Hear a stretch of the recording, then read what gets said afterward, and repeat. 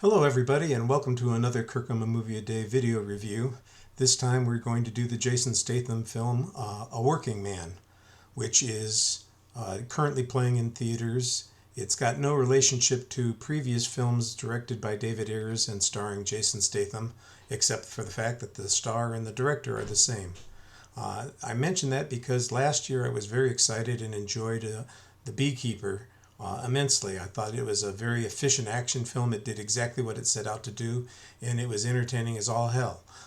This film, on the other hand, attempts to replicate some of that formula, but it doesn't quite succeed, and there are a number of reasons for this. To begin with, look, I'm a Jason Statham fan. I enjoy most of his movies. He's been a very efficient action star for the last 2 decades. And he's perfectly capable in this film of doing the same kinds of things that he's done in other films. So it's not the action elements that are problematic. It's the storytelling that turns out to be the problem here. The Beekeeper, for instance, had a very efficient story. We understood what the revenge desire was. There seemed to be a sense of purposefulness behind everything that's going on. And we didn't linger too much over some of the wild inconsistencies that might occur in a film like that because we were getting to the next thing very quickly. A Working Man doesn't move quite as efficiently. It has several paths that it starts down that turn out to be completely irrelevant. There's no sense of urgency in what's going on, which seems really strange because it is a rescue film, not a revenge film, and you would think that there would be a sense of need to get to the action as fast as possible, but it seems to be a slow-going sort of slog. Look, the characters are pretty fine. We've got our main character, who apparently is a recurring character, and we may get a series of films based on this. I think that was the original plan for this film. It was going to be like a TV series, and then it got developed into a film, and I think the Amazon Studios, who's put it together, is looking forward to maybe serializing the story a little bit. We'll see how that goes. I'm just not sure that the way that they've started is a good step in the right direction. Just as an example, there's an opening sequence. Jason Statham's character is a foreman on a construction project. It's a family-run construction company. While he's working there, he seems to be cared for by all of his fellow employees who bring him food. He's kind of living out of his truck in order to save money to pay for lawyers. He's in a conflict with his father-in-law over custody of his daughter, and it's the fact that he's been involved in previous violent interactions is part of the reason that the daughter is not in his own custody. His wife is apparently out of the picture. We won't talk about why she's out of the picture right now. There is a reference to it in the movie.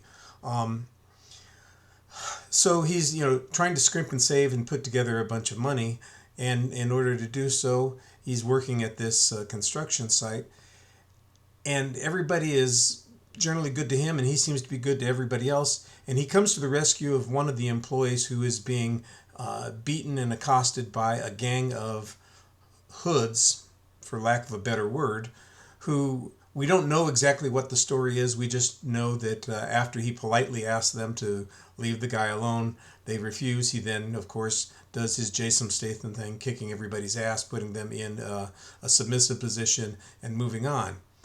And you would think that this is going to tie into the story somehow, that maybe there's an extortion element that's happening here, that people in the company are not fulfilling an obligation that they have to some crime organization. And as a consequence, that's what fuels the elements that are going to follow.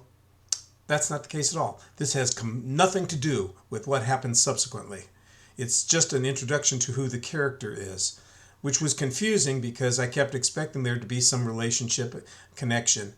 As it turns out, the daughter of the company's owners is a college student. She's a little underage, but they give her some backstory that suggests that she has some competence and background in a few martial arts, and that she's capable of taking care of herself.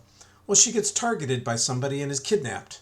And like I said, I kept thinking that there was some relationship to the previous experience, but it turns out that there is no relationship to that. And so how he tracks them down is a little more complicated.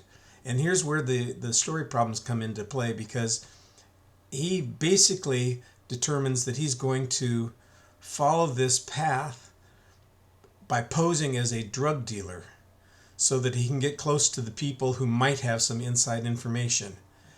And of course, that involves patiently meeting with people, accumulating money to spend, acquiring drugs, creating a false image for himself, like another personality, like a cop would do in an undercover situation. That all takes time. Meanwhile, the girl he's searching for is, who knows what's happening to her? We don't really know what's going on and why she was taken at this point. It's not revenge for something that's going on with the family business.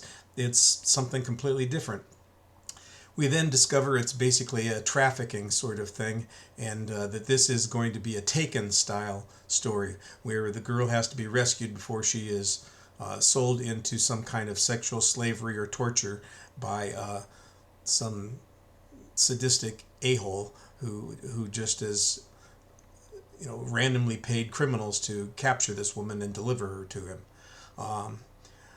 There's a Russian crime gang that's involved with this tangentially, and so it's not really the main Russian gang. It's a break off from the Russian gang, kind of a rebellious son of one of the key people in the Russian gang.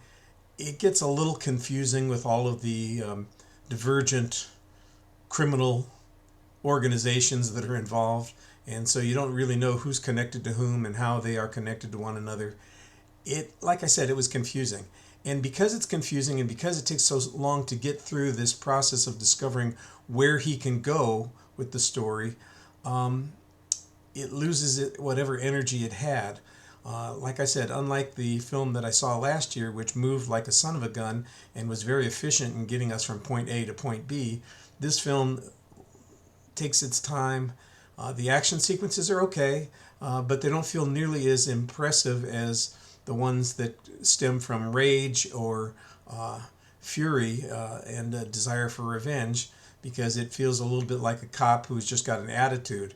And that's not really what Statham is playing here, so it's a little strange. It's the lack of urgency that I think is the biggest flaw of the film. So it just seems to meander to the point that it's trying to arrive at. I think the film wastes a couple of opportunities.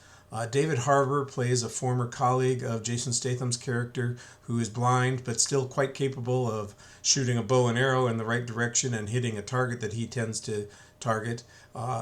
So as a resource, he seems like he'd be useful for something, but they never integrate him into the plot except as a place for Statham to at one point dump his daughter so that she's not in the line of fire from the Russian gang that is now after him, for a lot of good reasons. I didn't dislike the film. I just didn't enjoy it as much as I wanted to. And that's kind of a disappointment because, let's face it, it's not that hard a formula. Jason Statham, violent criminals, kill a whole bunch of them. And there's your plot development for the most part. How you screw that up, I'm not quite sure. But somehow they managed to do that. So a moderately entertaining film, not nearly as good as some of the other Statham films. If you miss it, don't worry about it. It'll be on streaming in a week, and you can catch up with it there. Well, thanks for stopping by and listening to my few words about this particular movie. Hope to catch you next time. Bye.